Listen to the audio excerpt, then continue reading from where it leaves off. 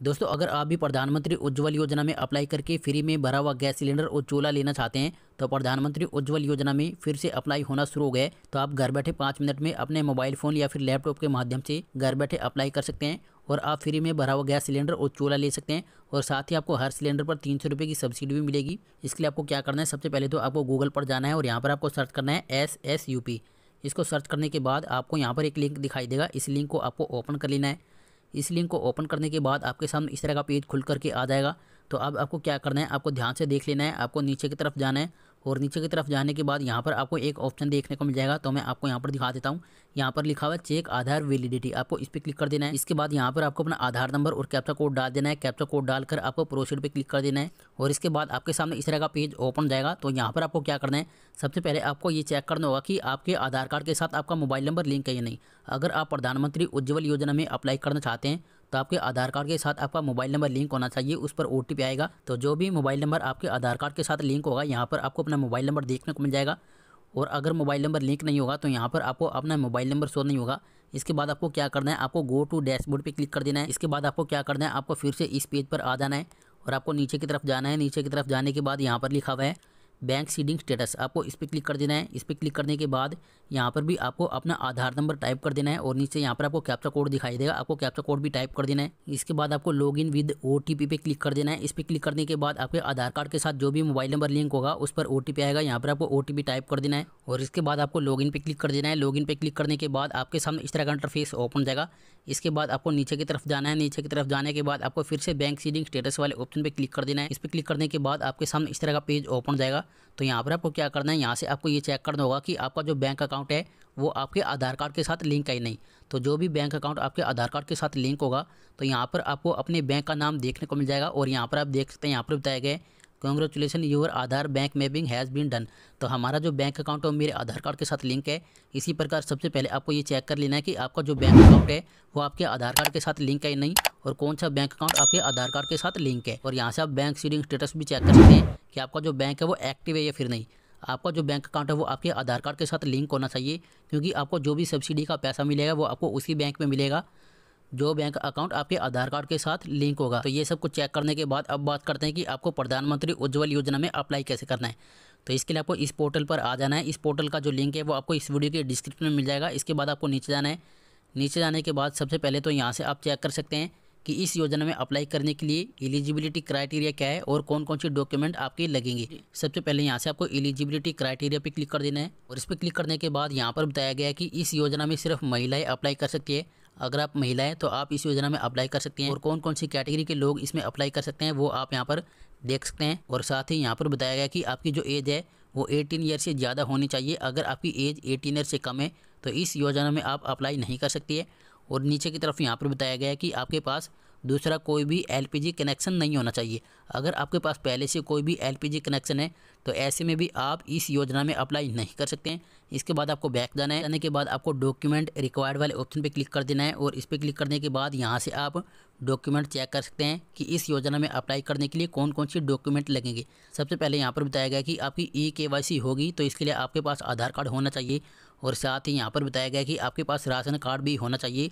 और नीचे की तरफ यहाँ पर बताया गया कि आपके परिवार में जितने भी सदस्य हैं तो उन सब का भी आधार कार्ड आपके पास होना चाहिए। और इसके बाद यहाँ पर लिखा हुआ है कि आपके पास एक एड्रेस प्रूफ भी होना चाहिए।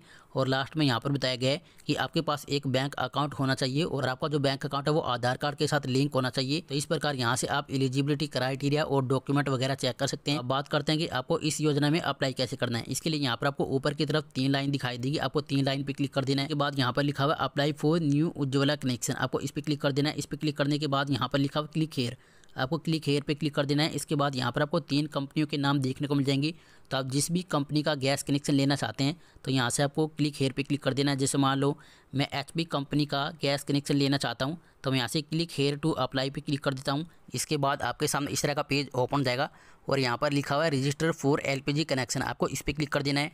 इस पर क्लिक करने के बाद आपके सामने इस तरह का पेज खुल करके आ जाएगा। तो अब आपको क्या करना है, आपको ध्यान से देख लेना है। यहाँ पर आपको 2 ऑप्शन दिखाई देंगे, रेगुलर कनेक्शन और उज्ज्वला बेनिफिशियरी कनेक्शन। तो यहाँ से आपको उज्ज्वला वाले ऑप्शन को सिलेक्ट कर लेना है। बाद आपको नीचे की तरफ जाना है और नीचे की तरफ जाने के बाद यहाँ पर लिखा हुआ है आई एक्सेप्ट अबोव डिक्लेरेशन, आपको इसमें इस तरह से टिक मार्क लगा देना है और इसके बाद यहाँ से आपको अपने डिस्ट्रीब्यूटर के नेम को सिलेक्ट करना होगा कि आप किसके पास से गैस कनेक्शन लेना चाहते हैं। तो यहाँ से आप नेम वाइज भी उसको सर्च कर सकते हैं। अगर आपको उसका नेम याद है तो यहाँ पर आपको उसका नेम सर्च कर लेना है। अगर मान लो अगर आपको अपने डिस्ट्रीब्यूटर का नेम याद नहीं है तो आप लोकेशन वाइज भी उसको सर्च करके सिलेक्ट कर सकते हैं। यहाँ से आपको लोकेशन वाइज वाले ऑप्शन को सिलेक्ट कर लेना है। उसके बाद यहाँ पर आपको 3 ऑप्शन दिखाई देंगे। यहाँ से आपको अपने स्टेट को सिलेक्ट कर लेना है और यहाँ से आपको अपने डिस्ट्रिक्ट के नेम को भी सिलेक्ट कर लेना है। तो मैं यहाँ से अपने स्टेट और डिस्ट्रिक्ट के नेम को सिलेक्ट कर लेता हूँ। स्टेट और डिस्ट्रिक्ट के नेम को सिलेक्ट करने के बाद यहाँ पर लिखा हुआ है सिलेक्ट ए डिस्ट्रीब्यूटर, आपको इस पर क्लिक कर देना है। इस पर क्लिक करने के बाद आपके डिस्ट्रिक्ट में जितने भी डिस्ट्रीब्यूटर होंगे उन सभी डिस्ट्रीब्यूटर के नेम आपको यहाँ पर देखने को मिल जाएंगे। तो यहाँ से आपको किसी भी एक डिस्ट्रीब्यूटर के नेम को सिलेक्ट लेना है। डिस्ट्रीब्यूटर के नेम को सिलेक्ट करने के बाद यहाँ पर आपको अपने डिस्ट्रीब्यूटर की सारी डिटेल्स देखने को मिल जाएगी। यहाँ पर आपको उसका एड्रेस और मोबाइल नंबर देखने को मिल जाएगा और इसके बाद आपको नेक्स्ट पे क्लिक कर देना है। नेक्स्ट पे क्लिक करने के बाद आपके सामने इस तरह से एक फॉर्म ओपन हो जाएगा। इसी फॉर्म को आपको फिलअप करके सबमिट करना होगा। तो किस तरीके से आप इस फॉर्म को फिलअप करके सबमिट करेंगे वो मैं आपको यहाँ पर दिखा देता हूँ। सबसे पहले मैं इस पेज को जूम कर लेता हूँ। तो इस फॉर्म को फिलअप करने के लिए सबसे पहले यहाँ पर लिखा हुआ है आधार नंबर। तो यहाँ पर आपको अपना आधार नंबर इंटर कर देना है। आधार नंबर टाइप करने के बाद यहाँ पर लिखा हुआ है योर डिटेल्स। तो यहाँ पर आपको अपनी कुछ डिटेल्स फिलअप करनी होगी। सबसे पहले यहाँ पर आपको अपना फुल नेम टाइप कर देना है, यहाँ पर मिडिल नेम टाइप कर देना है और लास्ट नेम आपको यहाँ पर टाइप कर देना है। और इसके बाद यहाँ पर लिखा है डेट ऑफ बर्थ। तो यहाँ पर आपको अपनी डेट ऑफ बर्थ भी टाइप कर देनी है। यहाँ से आपको अपनी कास्ट को सिलेक्ट लेना है और ये सब कुछ फिलअप करने के बाद आपको नीचे जाना है। नीचे जाने के बाद यहाँ पर आपको राशन कार्ड डिटेल्स फिलअप करनी होगी।